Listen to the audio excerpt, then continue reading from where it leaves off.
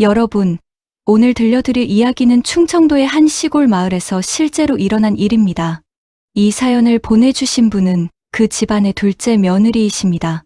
지금도 혼수 상태에서 겨우 깨어난 남편을 병간호하시며 지내고 계신다고 하시네요. 그분의 사연을 그대로 전해드리겠습니다. 충청도 깊숙한 곳, 세월의 흔적이 고스란히 남은 작은 마을이 하나 있습니다. 그 마을 한가운데 자리 잡은 고택에는 올해 80을 맞으신 저희 시어머님이 살고 계셨습니다. 대대로 양반가의 종부로 살아온 분답게 시어머니께서는 기품이 있고 강단 있는 분이셨습니다. 한복을 즐겨 입으셨고 말씨 하나하나에 품격이 묻어났습니다. 마을 사람들도 시어머니를 마을의 큰 어른처럼 대했지요. 지나가다 마주치면 깊이 고개 숙여 인사를 올렸고 집안에 큰일이 있으면 시어머니께 먼저 여쭤보곤 했습니다. 고택에는 시어머니와 함께 첫째 며느리인 큰형님, 그리고 둘째 아들 내외인 저와 남편이 함께 살았습니다. 큰 아주버님은 서울에서 사업을 하시느라 주중에는 서울에 계시고 주말에만 내려오셨습니다. 사업이 잘 되고 있어서 집안의 자랑이었지요. 3명의 시누이들은 모두 좋은 곳으로 시집을 가셨습니다. 집안이 워낙 좋다 보니 혼처도 좋은 곳으로만 골라서 보냈다고 했습니다. 올해는 시어머니의 8순이 되는 해였습니다. 집안에서는 몇 달 전부터 성대한 잔치를 준비했습니다. 큰 형님이 중심이 되어 준비를 진두지휘했고 둘째 며느리인 저도 온 힘을 다해 도왔습니다. 큰 아주버님은 서울에서 잔치 비용을 넉넉하게 보내주셨고 시누이들도 저마다 힘을 보탰습니다. 잔칫날이 다가오자 집안은 그야말로 전쟁터였습니다. 마을 사람들까지 동원되어 음식을 준비했습니다. 떡을 찌고 나물을 무치고 고기를 삶고 전을 부치느라 며칠 밤을 새웠습니다. 마당에는 큰 천막을 쳤고 상을 차릴 공간을 마련했습니다. 잔칫날은 화창했습니다. 5월의 따스한 햇살이 고택의 기와지붕을 비췄습니다. 아침 일찍부터 손님들이 모여들기 시작했습니다. 마을 사람들, 친척들, 그리고 예전부터 집안과 인연이 있던 분들까지 삼삼오오 모여들었습니다. 저도 아침부터 한복을 곱게 차려입고 손님 맞이에 정신이 없었습니다. 고택의 마당은 금세 사람들로 가득 찼습니다. 웃음소리가 끊이지 않았고 여기저기서 덕담이 오갔습니다. 어머님은 고운 빛깔의 한복을 곱게 차려입고 대청마루에 앉아 손님들을 맞이하셨습니다. 시어머니의 얼굴에는 환한 미소가 가득했습니다. 평생을 이 집안의 종부로 살아오시면서 이렇게 많은 사람들의 축복을 받는 날이 얼마나 기쁘셨을까요? 어머님, 100세까지 건강하게 사셔야 합니다. 이렇게 복 많으신 분이 또 어디 있겠습니까? 집안이 대대로 번창하시길 바랍니다. 정말 부러운 집안이에요. 자식들도 다 잘 됐고 이렇게 성대하게 잔치까지 하시고 축하 인사가 끊이지 않았습니다. 시어머니께서는 흐뭇한 표정으로 고개를 끄덕이시며 일일이 답례를 하셨습니다. 큰 아주버님도 서울에서 내려오셔서 손님들께 술을 권하며 분주하게 움직이셨습니다. 남편도 형님을 도와 이 손님 저 손님께 인사를 다니느라 바빴습니다. 잔치는 저녁까지 이어졌습니다. 음식은 끊임없이 나왔고 사람들은 배불리 먹고 마셨습니다. 해가 지고 어둠이 내려앉을 무렵 마당에 불을 밝혔습니다. 촛불과 전등 불빛 아래에서 잔치는 더욱 흥겨워졌습니다. 누군가 노래를 부르기 시작했고 사람들은 박수를 치며 흥을 돋웠습니다. 그날 하루는 정말 행복한 날이었습니다. 모두가 웃었고 모두가 즐거워했습니다. 저도 남편과 함께 손님들을 배웅하며 행복한 마음으로 가득했습니다. 이렇게 좋은 날이 앞으로도 계속 이어지길 바랐습니다. 하지만 그것은 착각이었습니다. 축복의 날은 오래가지 않았습니다. 잔칫날이 지나고 며칠 후부터였습니다. 시어머니의 건강이 눈에 띄게 나빠지기 시작했습니다. 잔치 다음 날부터 어머님은 식사를 거의 하지 못하셨습니다. 어머님, 진지 드셔야지요. 이것 좀 드세요. 제가 상을 들고 들어가면 어머님은 고개를 저으셨습니다. 입맛이 없구나. 그냥 물만 좀 다오. 처음에는 잔치 준비로 피곤하셨나 보다 생각했습니다. 며칠 쉬시면 괜찮아지실 거라고 믿었습니다. 하지만 일주일이 지나도 시어머니의 상태는 나아지지 않았습니다. 오히려 더 나빠졌습니다. 밤마다 시어머니 방에서는 앓는 소리가 들렸습니다. 잠을 설치시는 것 같았습니다. 어느 날 밤, 저는 시어머니의 방 앞을 지나가다가 이상한 소리를 들었습니다. 가지 마. 가지 말라니까. 어머님이 잠꼬대를 하시는 것 같았습니다. 하지만 그 목소리에는 두려움이 가득했습니다. 제가 조심스럽게 문을 열고 들어가 보니 어머님은 식은땀을 흘리며 이불을 움켜쥐고 계셨습니다. 어머님, 괜찮으세요? 악몽을 꾸신 거예요? 어머님은 눈을 뜨시더니 저를 바라보셨습니다. 그 눈빛이 제가 지금까지 본 눈빛과는 달랐습니다. 뭔가 겁에 질린 듯한 불안한 눈빛이었습니다. 아무것도 아니다. 그냥 이상한 꿈을 꿨을 뿐이야. 하지만 어머님의 손은 떨리고 계셨습니다. 저는 물을 드리고 다시 주무시라고 말씀드렸습니다. 하지만 그날 밤 이후로도 상태는 계속 나빠지기만 했습니다. 어머님, 병원에 한번 가보시지요. 건강검진이라도 받으셔야 할 것 같아요. 큰 형님도 제가 봐도 어머님의 안색이 너무 좋지 않았습니다. 뺨이 푹 꺼지셨고 눈가에는 검은 그림자가 드리워졌습니다. 괜찮다. 나이 들면 다 이런 거야. 병원은 싫다. 어머님은 완강하게 거부하셨습니다. 저희는 어쩔 수 없이 물러설 수밖에 없었습니다. 그렇게 몇 주가 지났습니다. 그런데 이상한 일들이 하나둘씩 일어나기 시작했습니다. 먼저 큰 아주버님의 사업에 문제가 생겼습니다. 서울에서 전화가 왔습니다. 큰 아주버님의 목소리는 다급했습니다. 큰일 났어. 거래처에서 갑자기 계약을 파기한대. 이유도 없이 그냥 안 하겠다는 거야. 처음에는 그럴 수도 있다고 생각했습니다. 사업이란 게 원래 그런 거 아니겠습니까? 하지만 그것이 시작이었습니다. 일주일 후 또 다른 거래처에서 연락이 왔습니다. 이번에도 계약 파기였습니다. 큰 아주버님은 서울에서 내려오실 겨를도 없이 이 회사 저 회사를 뛰어다니셨습니다. 도대체 무슨 일이야? 왜 갑자기 이러는 거지? 큰 아주버님은 이해할 수 없다는 표정이었습니다. 오랫동안 함께 일해온 거래처들이었습니다. 관계도 좋았고 사업도 잘 되고 있었습니다. 그런데 갑자기 마치 약속이나 한 듯이 하나둘씩 손을 떼기 시작했습니다. 그리고 결정타가 왔습니다. 믿었던 동업자가 돈을 들고 사라진 것입니다. 큰 아주버님이 투자한 돈만 수십억이었습니다. 동업자는 그 돈을 들고 감쪽같이 사라졌습니다. 연락도 되지 않았고 사무실은 텅 비어 있었습니다. 이럴 수가. 10년 넘게 함께 일한 사람인데 큰 아주버님의 목소리는 절망으로 가득했습니다. 그것뿐만이 아니었습니다.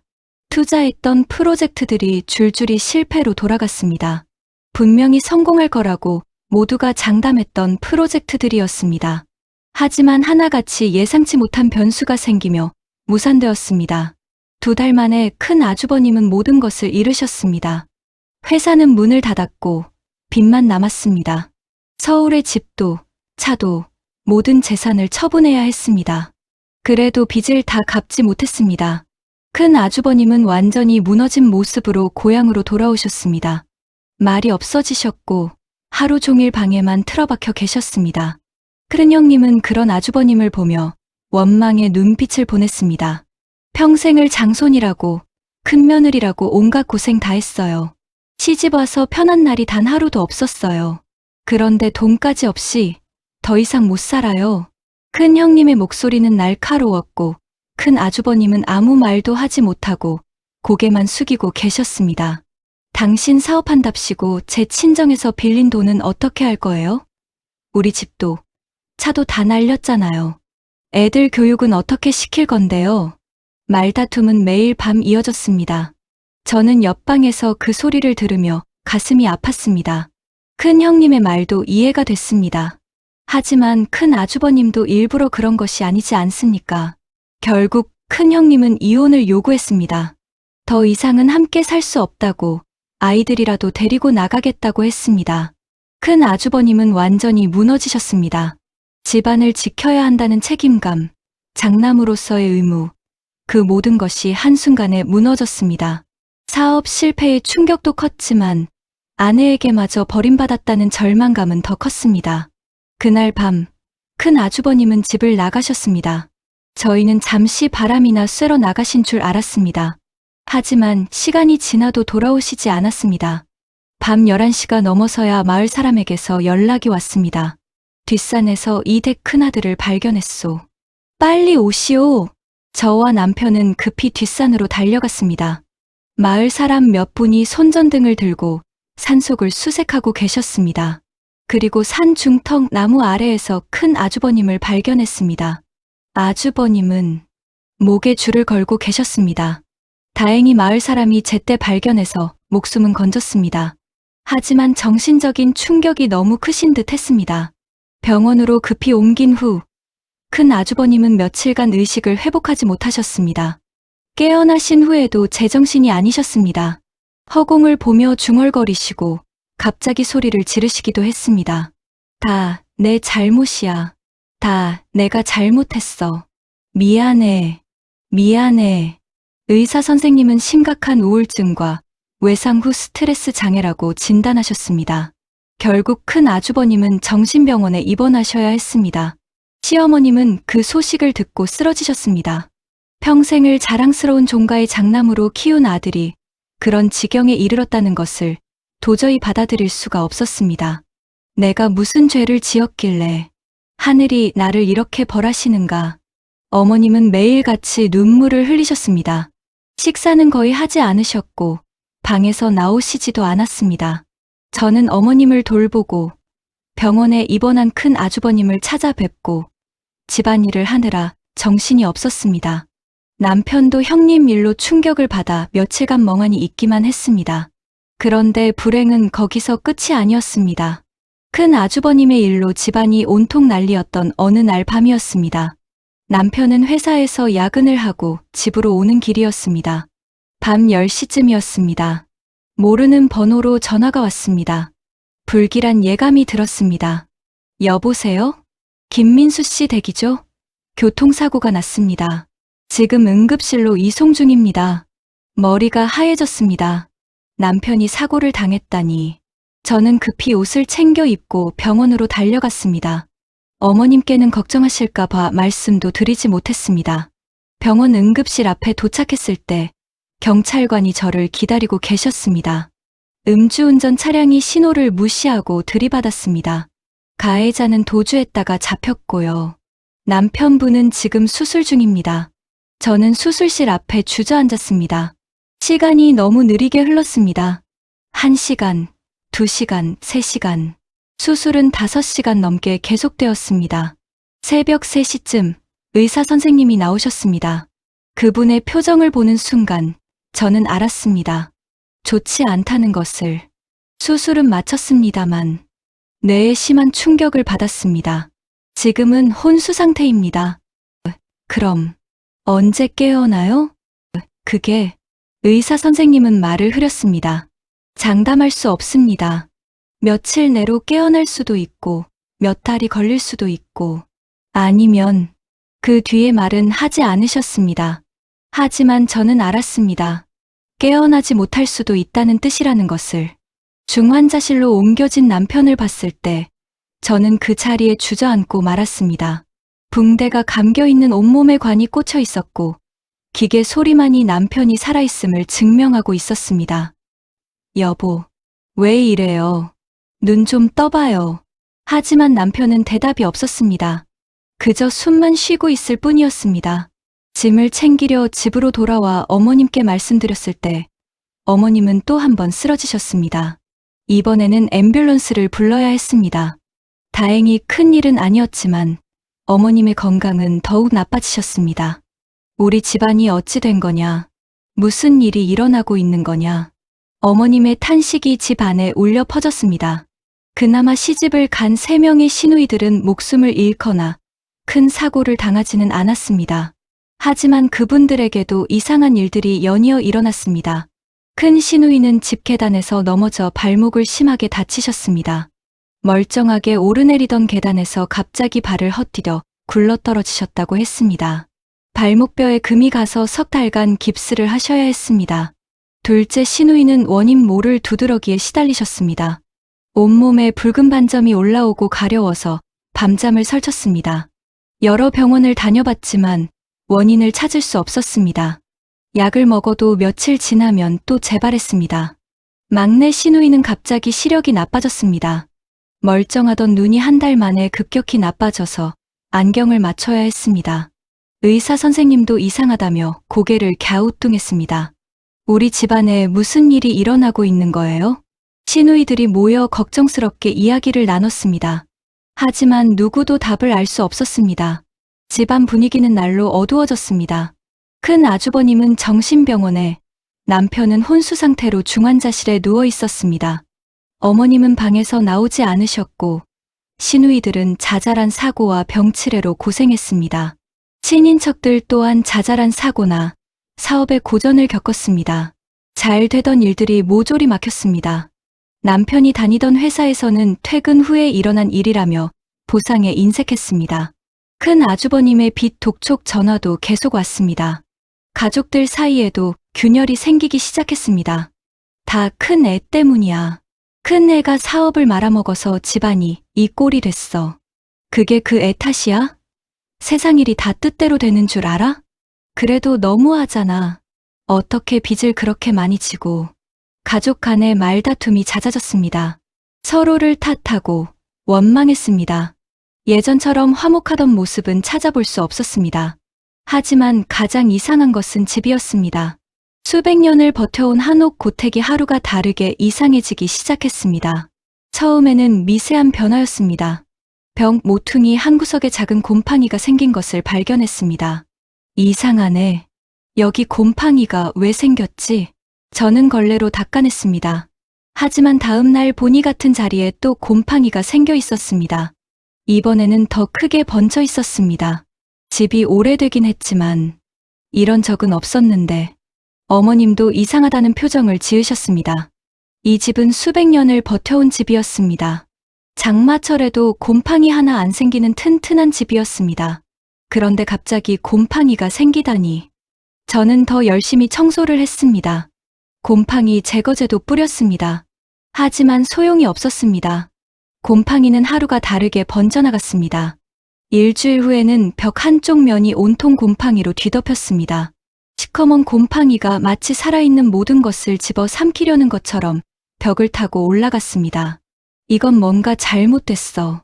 저는 제습기를 여러 대 샀습니다. 방마다 제습기를 틀어놨습니다. 시간을 조금 늦출 뿐 곰팡이는 서서히 계속해서 퍼져나갔습니다. 한 달여가 지났을 무렵엔 곰팡이와의 전쟁이 끝나지 않았는데 이번엔 악취가 시작되었습니다. 처음에는 어디선가 퀴퀴한 냄새가 나는 것 같았습니다. 하수구를 의심했습니다. 남편이 혼수 상태에 빠지기 전 함께 하수구를 청소했습니다. 막힌 곳도 없었고 깨끗했습니다. 그럼 이 냄새는 어디서 나는 거지? 저는 집 안 구석구석을 살폈습니다. 하지만 냄새의 근원을 찾을 수 없었습니다. 냄새는 집 안 곳곳에서 나고 있었습니다. 시간이 지날수록 냄새는 더 심해졌습니다. 퀴퀴한 냄새에서 썩은 냄새로 변했습니다. 뭔가 부패한 듯한 역겨운 냄새였습니다. 도대체 이게 무슨 냄새야? 방향제를 샀습니다. 라벤더, 자스민, 장미. 온갖 향의 방향제를 집 안 곳곳에 놓았습니다. 하지만 방향제 냄새와 악취가 섞여서 더 역겨울 뿐이었습니다. 창문을 활짝 열었습니다. 하지만 바람이 들어와도 냄새는 사라지지 않았습니다. 오히려 방 안에 더 진하게 가득 찬 것 같았습니다. 어머님, 이 냄새 어떻게 해야 할지 모르겠어요. 어머님도 냄새에 고통스러워 하셨습니다. 식사를 하시려 해도 냄새 때문에 더욱 입맛이 없으셨습니다. 나도 모르겠다. 이 집에 평생을 살았지만 이런 적은 처음이야. 그런데 더 무서운 일들이 벌어지기 시작했습니다. 어느 날 아침, 저는 평소처럼 일어나 세수를 하러 갔습니다. 그런데 안방 문이 활짝 열려 있었습니다. 분명히 닫았는데 저는 어젯밤을 떠올렸습니다. 분명히 문을 닫고 잠갔습니다. 혼자 있으니 무서워서 더 신경 써서 잠갔습니다. 그런데 문이 활짝 열려 있었습니다. 혹시나 싶어 다른 방들을 확인해 봤습니다. 어르신 방 문도 열려 있었습니다. 건넌방 문도, 부엌 문도 모두 열려 있었습니다. 누가 밤에 다녀간 건가? 하지만 대문은 잠겨 있었습니다. 창문도 모두 닫혀 있었습니다.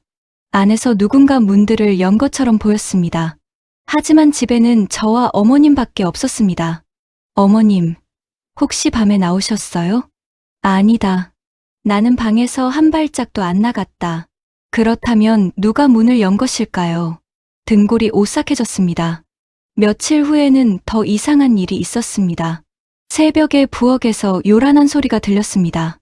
무언가 깨지는 소리였습니다. 저는 잠에서 깨어 부엌으로 달려갔습니다. 부엌 바닥에 그릇이 산산조각 나 있었습니다. 찬장 문이 활짝 열려 있었습니다. 그릇 대여섯 개가 바닥에 떨어져 깨져 있었습니다. 어떻게 이럴 수가. 찬장은 벽에 단단히 고정되어 있었습니다. 지진이 난 것도 아니고 문이 저절로 열릴 리도 없었습니다. 그런데 그릇들이 떨어져 있었습니다. 다음 날 밤에도 같은 일이 있었습니다. 이번에는 접시가 깨졌습니다. 그 다음 날에는 유리컵이 깨졌습니다. 이게 무슨 일이야? 왜 자꾸 그릇이 깨지는 거지? 저는 찬장 문을 끈으로 묶어놨습니다. 하지만 다음 날 아침, 끈은 풀려 있었고 또 그릇이 깨져 있었습니다. 그것만이 아니었습니다. 거실에 액자가 떨어져 깨졌습니다. 화분이 쓰러졌습니다. 매일 아침 일어나면 뭔가가 깨져 있거나 쓰러져 있었습니다. 도대체 왜 이러는 거야? 저는 무서워서 잠을 제대로 잘 수가 없었습니다. 가장 무서운 것은 밤이었습니다. 깊은 밤, 고요한 시간에 이상한 소리가 들렸습니다. 무언가 기어가는 듯한 소리였습니다. 처음에는 쥐인 줄 알았습니다. 하지만 쥐 소리와는 달랐습니다. 그리고 쥐라면 빠르게 움직여야 하는데 이 소리는 천천히 질질 끌듯이 움직이는 소리였습니다. 복도를 따라 움직이는 것 같았습니다. 저는 이불을 뒤집어 쓰고 숨죽였습니다. 심장이 터질 듯 뛰었습니다. 소리는 제 방문 앞에서 멈췄습니다. 그리고 한참 동안 아무 소리도 들리지 않았습니다. 저는 숨도 제대로 쉬지 못하고 귀를 기울였습니다. 문고리를 돌리는 소리가 들렸습니다. 문이 천천히 열리는 소리가 들렸습니다. 저는 비명을 참으며 이불 속에서 몸을 웅크렸습니다. 문이 완전히 열렸습니다. 그리고 아무 일도 일어나지 않았습니다. 한참을 기다렸지만 아무 소리도 아무 기척도 없었습니다. 저는 천천히 이불을 걷어내고 문 쪽을 봤습니다. 문은 활짝 열려 있었습니다. 하지만 아무도 없었습니다. 복도는 텅 비어 있었습니다. 착각이었나? 바람에 열린 건가? 하지만 창문은 모두 닫혀 있었습니다. 바람이 불 리가 없었습니다. 이런 일들이 매일 밤 반복되었습니다. 발소리도 들렸습니다. 또각또각. 누군가 복도를 거니는 소리가 들렸습니다. 하지만 나가서 확인하면 아무도 없었습니다. 시어머님의 방에서도 이상한 일들이 벌어졌습니다. 둘째야, 밤에 내 방에 누가 들어왔다 갔어. 어머님이 아침에 말씀하셨습니다. 네. 누가요? 모르겠어. 자다가 깼는데 누군가 내 방에 서 있더라고. 분명히 사람이었어. 하지만 얼굴은 보이지 않았어. 그냥 검은 그림자 같았어. 어머님의 목소리는 떨리고 있었습니다. 그래서 어떻게 하셨어요? 그림자를 보고 있는데 갑자기 사라졌어. 연기처럼 스르륵 사라져 버렸어. 저는 소름이 돋았습니다. 어머님이 악몽을 꾸신 걸까요? 아니면 정말로 뭔가를 보신 걸까요? 자다가 깨어보면 이불이 바닥에 떨어져 있고 베개가 방 구석에 던져져 있어. 내가 한 게 아닌데. 어머님도 저도 밤마다 잠을 설쳤습니다. 두려움에 떨며 밤을 지새우셨습니다. 집 안의 분위기는 날로 음산해졌습니다. 곰팡이와 악취, 그리고 밤마다 일어나는 이상한 일들. 저는 이 집에 뭔가 있다고 확신하게 되었습니다. 마을 사람들도 눈치를 채기 시작했습니다. 예전에는 심심하면 들러서 차라도 한잔하고 가던 이웃들이 발길을 끊었습니다. 마을 잔치가 있어도 저희 집안 사람들을 부르지 않았습니다. 길에서 마주쳐도 사람들은 고개를 돌렸습니다. 어떤 이들은 저를 보고 급히 길을 건너가기도 했습니다. 저 집에 귀신이 돈다더라. 팔순잔치 이후로 집안에 우환이 끊이질 않는데 아들들이 다 망했다며 하나는 미쳤고 하나는 죽다 살았다던데 밤에 지나가면 이상한 소리가 들린다더라. 마을 사람들 사이에 소문이 쉬쉬하며 돌았습니다. 그 소문은 점점 커져갔습니다. 심지어 다른 마을까지 소문이 퍼졌습니다. 김씨 집안 말이야. 귀신이 씌었다더라. 저주받은 집이래. 아이들도 저희 집 앞을 지나가지 않으려 했습니다. 저녁이면 아무도 집 근처에 얼씬도 하지 않았습니다. 집은 점점 더 흉물스러워져 갔습니다. 겉으로 보기에도 음산한 기운이 느껴졌습니다. 곰팡이가 핀 벽, 깨진 기와 닫혀있는 문들. 한때 마을에서 가장 멋진 고택이었던 집이 이제는 가장 무서운 집이 되어버렸습니다. 저는 매일 병원과 집을 오가며 지쳤습니다. 남편은 여전히 혼수 상태였습니다. 의사 선생님은 상태가 호전되지 않고 있다고 했습니다. 의학적으로는 깨어날 수 있는 상태인데 왜 깨어나지 않는지 모르겠습니다. 의사 선생님도 고개를 가우뚱했습니다. 집에서는 매일 이상한 일들이 벌어졌습니다. 시어머님은 날로 쇠약해지셨습니다. 이제는 거의 식사를 하지 않으셨고 방에서 나오시는 것조차 힘들어하셨습니다. 큰 아주버님은 정신병원에서 나올 기미가 보이지 않았습니다. 면회를 가면 아주버님은 허공을 보며 중얼거리고 계셨습니다. 미안해. 다 내 잘못이야. 용서해줘. 누구에게 사과하시는 것인지 알 수 없었습니다. 도대체 왜 이러는 거야? 우리 집안이 무슨 잘못을 했길래 하늘이 우리를 이렇게 벌하시는 거야. 저는 밤마다 울었습니다. 눈물이 마를 날이 없었습니다. 하지만 눈물로도 해결되는 것은 없었습니다. 시간이 지날수록 상황은 더 나빠지기만 했습니다. 저는 더 이상 견딜 수가 없었습니다. 이대로는 안 되겠다고 생각했습니다. 뭔가 조치를 취해야 했습니다. 그러던 어느 날 어머님이 결심을 하셨습니다. 만신노 씨를 불러야겠다. 어머님은 떨리는 목소리로 말씀하셨습니다. 만신노 씨요? 오랫동안 우리 집안과 인연이 있는 분이야. 어려운 일이 있을 때마다 도움을 주셨지. 이번에도 혹시 뭔가 알 수 있지 않을까? 어머님은 평소에는 그런 것을 좋아하지 않으셨습니다. 양반 집안 종부로서의 자부심이 있으셨기 때문입니다. 하지만 이제는 달랐습니다. 더 이상 다른 방법이 없었습니다. 매달 수 있는 것이라면 무엇이든 매달리고 싶으셨을 것입니다. 저도 찬성했습니다. 과학적으로 설명할 수 없는 일들이 너무 많이 일어났습니다. 어쩌면 만신이 뭔가 알 수 있을지도 모른다는 희망이 생겼습니다. 며칠 후 만신노 씨가 고택을 찾아왔습니다. 만신노 씨는 60대 중반쯤 되어 보이는 여성이었습니다. 키가 작고 마른 체구였지만 눈빛만은 날카로웠습니다. 흰색 한복을 입고 계셨는데 왠지 모를 위험이 느껴졌습니다. 어르신, 오랜만입니다. 노 씨는 어머님께 정중히 인사를 올렸습니다. 노 씨, 와줘서 고맙소. 우리 집에 이상한 일이 너무 많이 일어나서 어머님의 목소리는 애절했습니다. 노 씨는 집에 들어서자마자 표정이 굳어졌습니다. 대문을 넘는 순간부터 뭔가를 느끼신 것 같았습니다. 이 집에 무언가 있습니다. 노 씨의 말에 저는 소름이 돋았습니다. 역시 뭔가 있다는 것이었습니다. 집 안을 둘러봐도 되겠습니까? 그러시오. 어디든 살펴보시오. 노 씨는 천천히 집 안을 둘러보기 시작했습니다. 현관부터 시작해서 방마다 구석구석을 살펴보았습니다.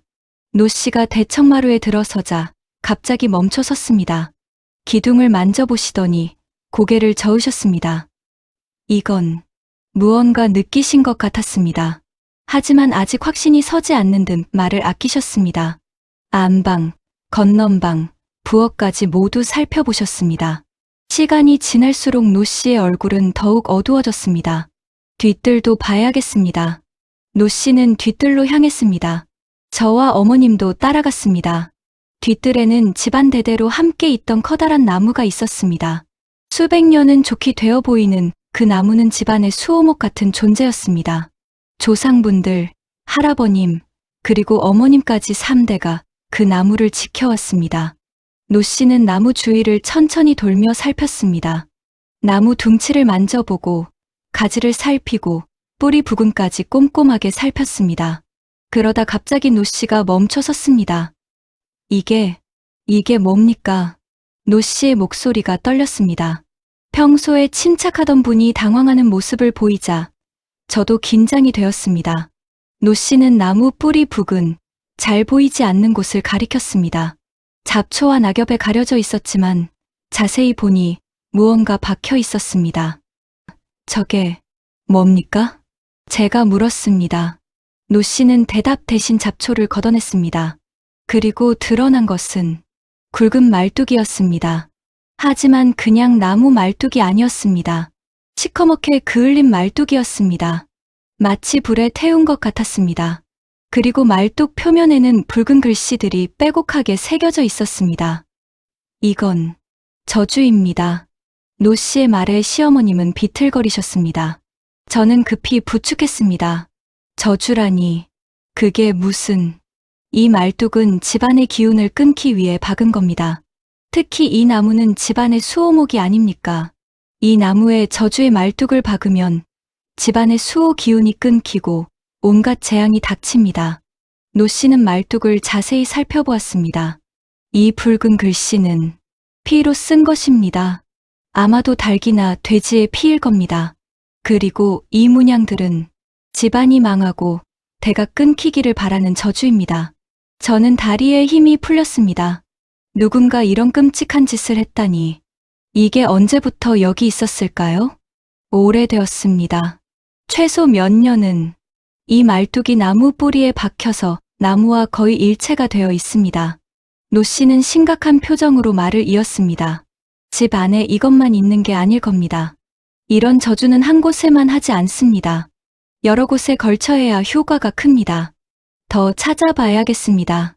노 씨는 다시 집 안으로 들어갔습니다. 이번에는 더욱 꼼꼼하게 살폈습니다. 대청마루로 가서 기둥들을 하나씩 살폈습니다. 겉으로 보기에는 오래된 나무라 검게 변색된 것처럼 보였습니다. 하지만 노 씨는 기둥 뒤편, 잘 보이지 않는 안쪽 면을 살폈습니다. 여기, 보십시오. 노 씨가 손전등을 비추자 끔찍한 것이 보였습니다. 기둥 안쪽 면에 시커먼 문양들이 그려져 있었습니다. 단순한 그림이 아니었습니다.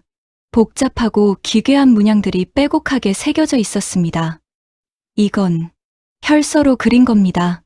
노 씨의 말에 저는 비명을 지를 뻔했습니다. 피로 그렸다고요?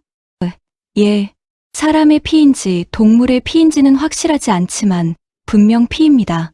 그리고 이 문양들은 노 씨는 한참을 문양을 살펴보았습니다. 이것은 집안의 기운을 끊는 저주입니다. 특히 이 기둥은 대들보를 바치는 중심 기둥입니다. 여기에 이런 저주를 새기면 집 전체의 기운이 흐트러집니다. 다른 기둥들도 살펴보았습니다. 모든 기둥마다 똑같은 문양들이 그려져 있었습니다. 얼마나 오랫동안 거기 있었는지 나무 속까지 스며든 것 같았습니다. 이 문양들이 언제 그려진 건지는 정확히 알 수 없습니다. 하지만 오래되었습니다. 최소 몇 년, 어쩌면 10년 이상 되었을 수도 있습니다. 10년 이상이라니, 그렇다면 그 긴 시간 동안 누군가 이 집을 저주해왔다는 뜻이었습니다. 더 찾아봐야 합니다. 노 씨는 장독대로 향했습니다. 집 한켠에는 오래되어 잘 쓰지 않는 장독들이 모여 있었습니다. 시어머님의 시어머니 때 쓰던 것들이라 그대로 놔둔 것이었습니다. 노 씨는 장독 뚜껑을 하나씩 열어보기 시작했습니다. 처음 몇 개는 그냥 비어 있었습니다. 오래되어서 벌레나 먼지만 가득했습니다. 세 번째 장독을 열었을 때도 비어 있었습니다. 네 번째 장독을 열었을 때 저는 뭔가를 발견했습니다. 장독 안에는 비닐로 꽁꽁 싸맨 것들이 가득 들어 있었습니다. 검은 비닐이었는데 안에 뭔가 잔뜩 들어 있었습니다. 노 씨는 조심스럽게 비닐을 꺼냈습니다. 비닐을 열자 안에서 나온 것은 부적들이었습니다. 하지만 일반적인 부적이 아니었습니다. 노란 종이에 붉은 글씨로 쓰인 일반 부적이 아니라 까만 종이에 붉은 글씨로 쓰인 부적들이었습니다. 이건 사부적입니다. 사부적이요? 사람을 해치는 부적입니다. 사람을 죽이고 집안을 망하게 하는 저주 부적이죠. 노 씨는 떨리는 손으로 부적들을 하나씩 펼쳐보았습니다. 부적마다 다른 저주가 쓰여 있었습니다.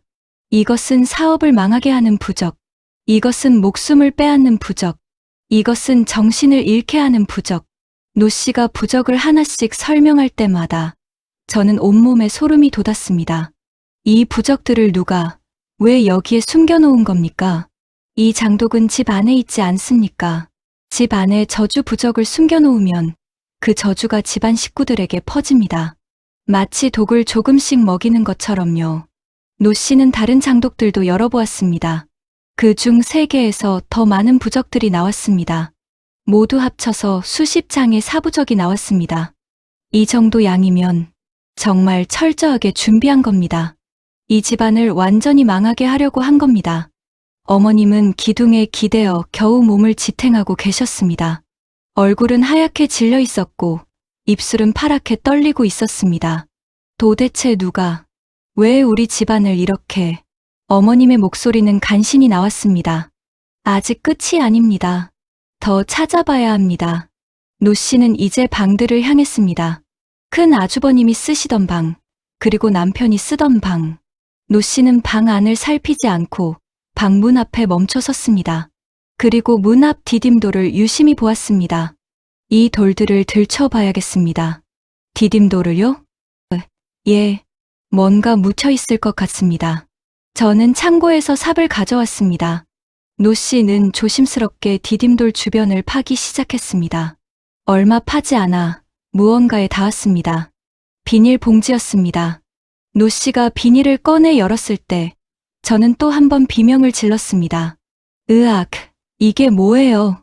비닐 안에는 뱀 허물이 가득 들어 있었습니다. 한두 개가 아니었습니다. 수십 개의 뱀 허물이 빼곡하게 들어 있었습니다. 뱀 허물입니다. 노 씨는 침착하게 말했습니다. 뱀 허물은 음기가 매우 강합니다. 이것을 사람이 자주 다니는 곳에 묻으면 그 사람의 운이 막히고 사고를 당하게 됩니다. 특히 이렇게 많은 양을 묻으면. 노 씨는 말을 잇지 못했습니다. 큰 아주버님이 쓰시던 방 앞에서도 똑같은 것이 나왔습니다. 비닐에 가득 담긴 뱀 허물들. 형님이 사업에 실패하신 것도, 남편이 교통사고를 당한 것도 모두 이것 때문인가요? 제 목소리는 떨리고 있었습니다. 그렇습니다. 이 뱀 허물들이 두 분의 운을 막았습니다. 그래서 사업도 실패하고 사고도 당하신 겁니다. 저는 그 자리에 주저앉고 말았습니다. 모든 것이 저주 때문이었다니. 우리 집안에 일어난 모든 불행이 누군가의 악의 때문이었다니. 도대체 누가 이런 끔찍한 짓을 한 겁니까? 효순 어르신이 울부짖듯 물었습니다. 노 씨는 잠시 침묵했습니다. 그리고 조심스럽게 입을 열었습니다. 이런 저주는 아무나 할 수 있는 게 아닙니다. 전에 내려오는 저주수를 아는 사람이어야 합니다. 그리고 노 씨는 잠시 말을 멈췄습니다. 이 집안에 대한 강한 악의가 있어야 합니다. 단순한 시기나 질투가 아닙니다. 깊은 원한, 증오가 있어야 이런 저주를 걸 수 있습니다. 원한이라니, 우리가 누구에게 그런 원한을 살 만한 일을 했단 말입니까? 어머님의 목소리에는 억울함이 가득했습니다. 그것은 제가 알 수 없습니다. 하지만 분명한 것은 이 저주를 건 사람은 이 집을 자주 드나들 수 있는 사람이라는 겁니다. 집을 드나들 수 있는 사람이요? 예, 뒤뜰에 나무에 말뚝을 박고 기둥에 문양을 그리고 장독에 부적을 숨기고 디딤돌 아래에 뱀 허물을 묻으려면 집 안팎을 자유롭게 드나들 수 있어야 합니다. 그리고 오랜 시간이 필요합니다. 한 번에 다 한 게 아니라 몇 년에 걸쳐 조금씩 한 것입니다. 그 말에 저는 소름이 돋았습니다. 그렇다면 우리가 아는 사람, 믿었던 사람 중 하나라는 뜻이 아닙니까? 집안일을 돕는 사람이거나 마을 사람 중 자주 드나드는 사람이거나 아니면 친척 중 누군가일 수도 있습니다. 노 씨의 말에 저는 그동안 저희 집을 드나들었던 사람들을 떠올렸습니다. 마을 사람들, 친척들, 집안일을 도와주던 분들. 그중 누군가가 이런 끔찍한 짓을 했다는 것이었습니다. 웃으며 다가왔던 누군가가 뒤에서는 저희를 저주하고 있었던 것입니다. 지금이라도 이걸 풀 수 있습니까? 아직 늦지 않았습니까?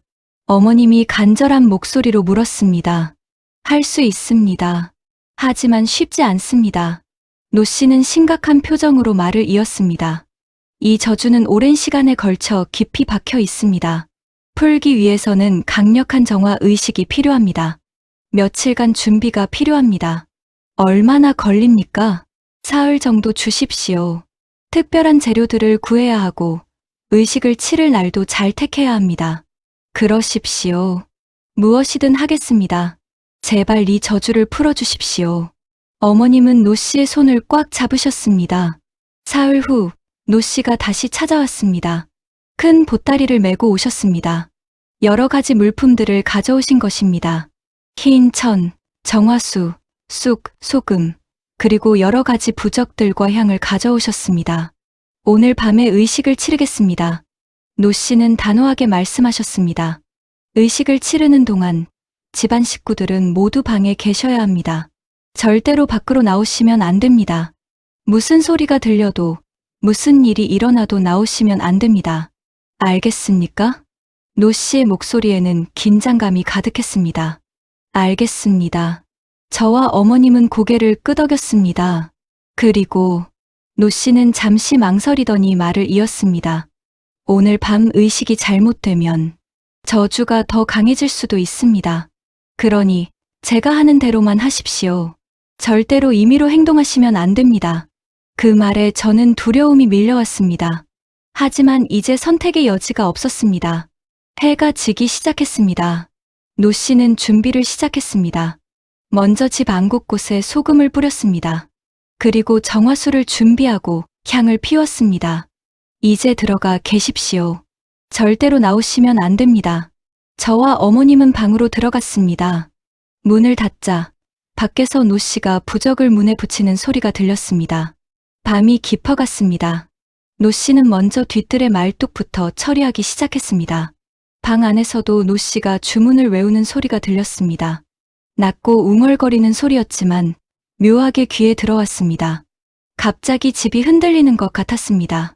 저는 놀라서 어머님을 꽉 붙잡았습니다. 괜찮다. 의식 때문에 그런 거야. 어르신은 저를 달래셨지만 어르신의 손도 떨리고 있었습니다. 밖에서 이상한 소리가 들렸습니다. 무언가 부서지는 소리, 으르렁거리는 듯한 소리, 그리고 노 씨의 외침. 물러가라. 이 집에서 물러가라. 노 씨의 목소리는 힘이 있었습니다. 시간이 얼마나 지났을까? 1시간쯤 지났을 때 갑자기 모든 것이 조용해졌습니다. 너무 조용했습니다. 어머님, 밖에 나가봐도 될까요? 안 돼. 노 씨가 부르기 전까지는 절대 나가면 안 된다고 하셨어. 저희는 방 안에서 초조하게 기다렸습니다. 다시 소리가 들렸습니다. 이번에는 노 씨가 집 안으로 들어오는 소리였습니다. 갑자기 창문이 덜컥거렸습니다. 문이 흔들렸습니다. 마치 누군가 밖에서 밀고 있는 것 같았습니다. 들어오지 마. 여기는 들어올 수 없어. 저는 이불을 뒤집어 쓰고 귀를 막았습니다. 너무 무서웠습니다. 그렇게 한참을 버텼습니다. 밤은 점점 깊어갔고 의식은 계속되었습니다. 새벽 3시쯤 부엌에서 큰 소리가 들렸습니다. 뭔가 타는 냄새도 났습니다. 아마 장독에서 나온 부적들을 태우시는 것 같았습니다. 냄새가 지독했습니다. 무언가 썩은 것 같은 역겨운 냄새였습니다. 이 집을 떠나라. 더 이상 여기 머물 수 없다. 노 씨의 외침이 들렸습니다. 그 순간 집이 크게 흔들렸습니다. 마치 지진이 난 것처럼요. 저는 비명을 질렀습니다. 어머님도 놀라서 저를 껴안으셨습니다. 하지만 그것도 잠시, 곧 모든 것이 조용해졌습니다. 너무 조용했습니다. 아까까지의 소란이 거짓말처럼 고요함만이 남았습니다. 한참을 기다렸습니다. 밖에서는 아무 소리도 들리지 않았습니다. 동이 틀 무렵 노 씨가 문을 두드렸습니다. 이제 나오셔도 됩니다. 노 씨의 목소리는 지쳐 있었습니다. 저는 조심스럽게 문을 열었습니다.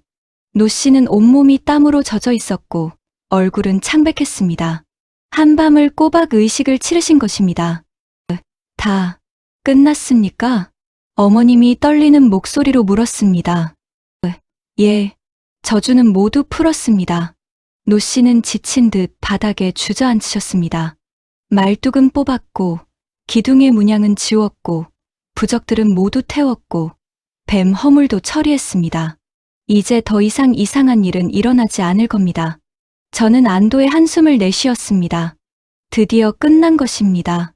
하지만 노 씨는 말을 이었습니다. 이미 일어난 일들은 되돌릴 수 없습니다. 저주가 풀렸다고 해서 큰 아드님이 바로 회복되시거나 둘째 아드님이 바로 깨어나는 건 아닙니다. 그 말에 저는 실망했지만 이해했습니다. 다만 더 이상 나빠지지는 않을 겁니다. 그리고 조금씩이지만 좋아지실 겁니다. 저주가 풀렸으니 이제는 자연스럽게 회복되실 겁니다. 노 씨는 마지막으로 집 안 구석구석에 부적을 붙이고 정화수를 뿌렸습니다. 이제 이 집은 깨끗해졌습니다. 앞으로는 좋은 일만 있을 겁니다. 노 씨는 그렇게 말하고 집을 떠났습니다. 노 씨가 떠난 후 신기하게도 집의 분위기가 달라졌습니다. 그토록 지독하던 악취가 사라졌습니다. 창문을 열자 상쾌한 바람이 들어왔습니다. 곰팡이도 더 이상 생기지 않았습니다. 며칠 후 저는 벽을 닦아냈습니다. 곰팡이가 깨끗하게 지워졌고 다시는 생기지 않았습니다. 밤에도 이상한 소리가 들리지 않았습니다. 문이 저절로 열리는 일도 그릇이 깨지는 일도 없었습니다. 저는 처음으로 편안하게 잠을 잘 수 있었습니다. 어머님의 건강도 조금씩 나아지기 시작했습니다. 식사를 조금씩 하시게 되었고 밤에도 편히 주무실 수 있게 되었습니다. 둘째야, 오늘은 기분이 좋구나. 오랜만에 입맛이 도네. 어머님의 얼굴에 생기가 돌기 시작했습니다. 일주일쯤 지났을 때 시누이들에게서도 좋은 소식이 들려왔습니다. 큰 시누이의 발목이 빠르게 회복되고 있다고 했습니다. 둘째 시누이의 두드러기도 사라졌다고 했습니다. 막내 시누이는 시력이 다시 좋아지기 시작했다고 했습니다. 정말 신기해요. 병원에서도 이렇게 빨리 나을 줄 몰랐대요. 시누이들은 모두 놀라워했습니다. 그리고 한 달쯤 지났을 때 병원에서 연락이 왔습니다. 환자분이 눈을 뜨셨습니다. 저는 믿을 수 없었습니다. 급히 병원으로 달려갔습니다. 중환자실 침대에 누워있던 남편이 정말로 눈을 뜨고 있었습니다. 아직 초점이 흐릿했지만 분명히 깨어 있었습니다. 여보, 남편은 힘겹게 입을 열었습니다. 목소리는 약했지만 분명히 저를 부르는 목소리였습니다. 여보, 당신 깨어났어요. 저는 남편의 손을 꼭 잡고 울었습니다. 기쁨의 눈물이었습니다. 의사 선생님은 기적이라고 했습니다. 이렇게 심한 혼수 상태에서 깨어난 건 정말 드문 일입니다. 의학적으로 설명이 안 됩니다. 하지만 저는 알고 있었습니다. 이것이 노 씨가 저주를 풀어준 덕분이라는 것을. 남편은 아직 회복 중입니다. 말도 아직 제대로 못하고 걷지도 못합니다. 하지만 날로 좋아지고 있습니다. 재활치료를 받으면서 조금씩 회복하고 있습니다. 큰 아주버님도 조금씩 좋아지고 계십니다. 정신병원에서의 치료가 효과를 보이기 시작했습니다. 아직 퇴원하지는 못했지만 예전보다 많이 안정되셨습니다. 면회를 가면 저를 알아보시고 간단한 대화도 나눌 수 있게 되셨습니다. 집안도 예전의 모습을 되찾아갔습니다. 축축하던 벽이 말랐고 깨지던 물건들도 더 이상 깨지지 않았습니다. 마을 사람들도 조금씩 다시 찾아오기 시작했습니다. 그동안 어떻게 지내셨어요? 마을 사람들은 조심스럽게 물었습니다. 덕분에 잘 지냅니다. 저는 웃으며 대답했습니다. 자세한 이야기는 하지 않았습니다. 말해봤자 믿지 않을 테고 괜히 이상한 소문만 더 날 것 같았습니다. 하지만 제 마음 한구석에는 여전히 의문이 남아 있었습니다. 도대체 누가 왜 이런 끔찍한 짓을 한 것일까요? 그 답을 알게 된 것은 몇 달 후였습니다. 어느 날 저는 마을 어르신과 우연히 이야기를 나누게 되었습니다. 나이가 많으신 분이라 마을의 옛 이야기를 많이 아시는 분이었습니다. 자네 집안 말이야. 마을 어르신은 조심스럽게 말을 꺼냈습니다. 뭐가요? 옛날부터 좋지 않은 소문이 있었지. 나도 어렸을 때 할아버지한테 들은 이야기인데 마을 어르신은 주위를 둘러보고는 목소리를 낮췄습니다. 조선 시대 때부터 이 집안은 양반이었어. 하지만 선비의 도를 지키는 양반이 아니었지. 마을 농민들의 땅을 빼앗고 세금이라는 명목으로 백성들의 고열을 짜냈다고 해. 저는 충격을 받았습니다. 그런 과거가 있었다니. 그뿐이 아니야. 일제강점기 때도 일본에 협력해서 마을 사람들을 강제 노역에 보냈다는 소문도 있고, 해방 후에도 농지개혁 때 온갖 수단을 써서 땅을 지켰다고 하더라고. 마을 어르신의 말에 저는 할 말을 잃었습니다. 물론 옛날 일이긴 하지. 아들들이나 며느리들은 그런 일과 관계없잖아. 하지만 마을 사람들 중에는 아직도 그때를 기억하는 사람들이 있어. 특히 나이 드신 분들은. 그래서 자네 시어머니 되는 어르신네 아버지 할아버지 대에도 마을 사람들을 부려먹고 못되게 굴었다고 들었어. 특히 어르신 성격이 좀 괴팍한가. 솔직히 마을 사람들 모두 티를 안 내서 그렇지. 다들 그렇게 생각할 걸세. 저는 그제야 깨달았습니다. 저희 시어머니, 그분은 분명 한 집안의 종부로 기품 있게 지내오신 어머니이자 할머니셨습니다. 하지만 한편으로는 굉장한 고집의 성격을 소유한 분이셨습니다. 대대로 양반가의 종부로 살아오시면서 그 위엄과 권위를 은연중에 내세우시기도 했고, 저희나 마을 사람들을 아래로 보는 듯한 모습도 많이 보이셨습니다. 그래서 누군가 원한을 품고 저주를 건 것이라는 얘기가 있지. 물론 확실한 건 아니지만 마을 어르신은 더 이상 말을 잇지 않았습니다. 저는 집으로 돌아오며 생각에 잠겼습니다. 어쩌면 이 모든 일이 집안의 과거 때문이 아니었을까. 대대로 쌓인 원한이 저주가 되어 돌아온 것이 아닐까. 하지만 그것을 확인할 방법은 없었습니다. 노 씨도 누가 저주를 걸었는지는 알 수 없다고 했습니다. 어쩌면 그것은 영원히 미스터리로 남을지도 모릅니다. 지금 저는 매일 병원에 가서 남편을 돌보고 있습니다. 남편은 재활치료를 열심히 받고 있습니다. 의사 선생님은 시간이 걸리겠지만 일상생활로 돌아갈 수 있을 거라고 했습니다. 시어머님은 여전히 오래된 한옥 고택에 살고 계십니다. 남편은 간호를 위해 저는 도시로 올라와야만 했습니다. 그때 어머님께 같이 가시길 권했지만 어머님은 한사코 거절하셨습니다. 종가의 어른인 자신이 집을 버릴 수야 없다고 완강하게 말씀하셨죠. 저는 이 이야기를 여러분께 전하며 생각합니다. 과연 이것이 정말 저주였을까요? 아니면 쌓인 업보가 한꺼번에 터진 것일까요? 확실한 것은 이제는 모든 것이 좋아지고 있다는 것입니다. 더 이상 이상한 일은 일어나지 않았습니다. 여러분은 이 이야기를 어떻게 생각하시나요? 그 넓고 큰 집에 혼자 계실 어머님은 어떠실지 모르겠습니다.